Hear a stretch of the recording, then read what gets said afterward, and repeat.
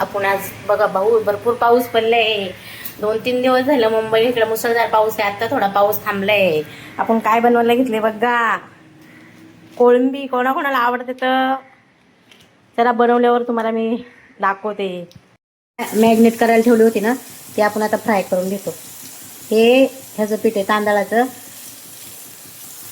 या तांदळाच्या पिठात आपण पीठ टाकलंय. काय मसाला, मीठ, थोडीशी हळद. सोप्या पद्धतीने एकदम फ्राय करून घेते. वरण भात कोळंबी फ्राय.